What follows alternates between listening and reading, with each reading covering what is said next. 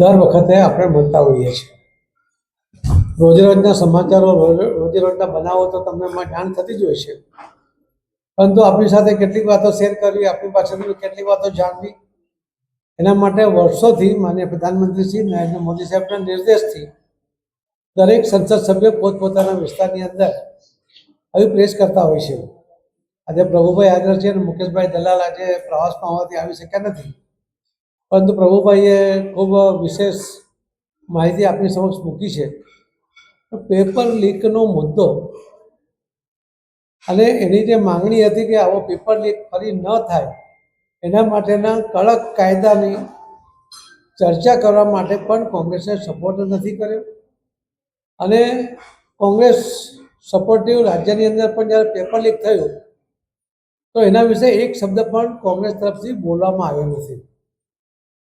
જે બીજી પણ વાત કરી વંદે માતરમની, તો વંદે માતરમના જો અપમાન થાય તો એને 3 વર્ષ સુધીની સજા થઈ શકે એ પ્રકારની જોગવાઈ કરતું બિલ પણ જ્યારે લોકસભામાં ચર્ચા માટે લાવ્યા, રાજ્યસભામાં ચર્ચા માટે લાવ્યા, તો ત્યાં પણ એમણે ભાગ નહીં લીધો. આજે બિલ પસાર થયા પછી આપણે જોયું હશે કે 15મી ઓગસ્ટના દિવસે કોંગ્રેસ કાર્યાલય દિલ્હીની અંદર જ્યારે વંદે માતરમનું ગાન ચાલતું હતું અને પૂરેપૂરું ગાન એ જે ગીત છે આખું વગાડવાનું હતું, એને બદલે વચ્ચેથી રોકવાનો પ્રયત્ન થયો. ને આખા દેશે જોયો છે કે જે વ્યક્તિને આ દેશની અંદર આટલા બધા મહત્ત્વના સ્થાન ઉપર પોતે આ દેશના લોકોના સહયોગથી જ્યારે બેઠા છે, ત્યારે એમણે આપણા જ દેશનું આ રાષ્ટ્રગીતને, જે રાષ્ટ્રગાનને એમણે અટકાવવાનો પ્રયત્ન કર્યો છે, એ પણ આખા દેશે જોયો છે. હું આપ સૌને પણ કહેવા માંગુ છું કે FCRને બિલને કારણે આપણા દેશની અંદર અમુક વિદેશી તાકાત એ જે નુકસાન કરવાનો પ્રયત્ન કરે છે, એવો ફંડ મોકલીને આપણા દેશની આંતરિક વ્યવસ્થા ખોરવાઈ જાય એવો જો પ્રયત્ન કરતા હોય છે, એમને રોકવા માટે FCRનું જ્યારે બિલ આવ્યું ત્યારે એની પર ચર્ચા કરવાને બદલે હોબાળો કર્યો. એટલા જ માટે એને JPCમાં મોકલવામાં આવ્યું.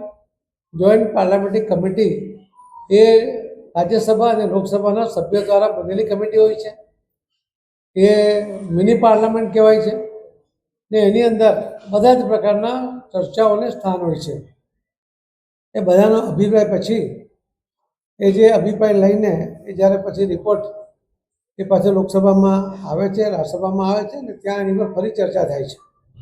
પણ આ મહત્ત્વના બિલને મંજૂર કરવાને બદલે એની પર લોકસભામાં કે રાજ્યસભામાં ચર્ચા કરવાને બદલે હોબાળો કરીને ફરજિયાતપણે એને JPCમાં મોકલવાની ફરજ પડી છે.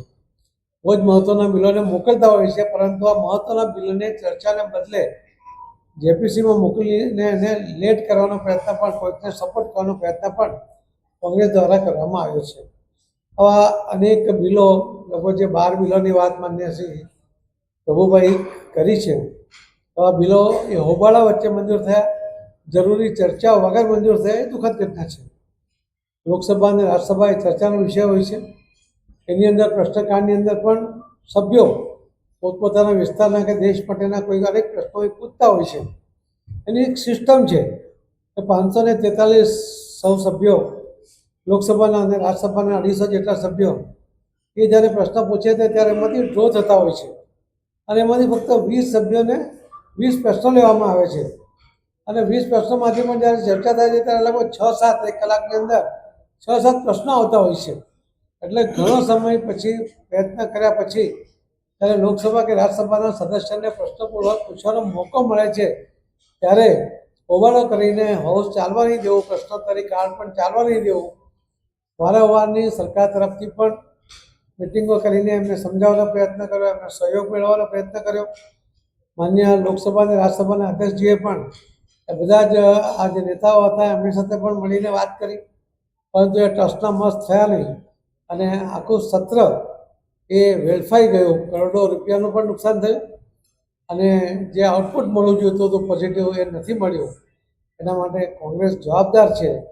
ખૂબ વિગતે વાત શ્રી પ્રભુભાઈ આપણી સમક્ષ મૂકી છે, એટલે હું એમાં વિશેષ કહેવા માગતો નથી, પરંતુ આપ સૌને આપના માધ્યમથી લોકોને આની માહિતી મળે પ્રિન્ટ અને ઇલેક્ટ્રોનિક મીડિયા દ્વારા, એ મારી આપની વિનંતી છે.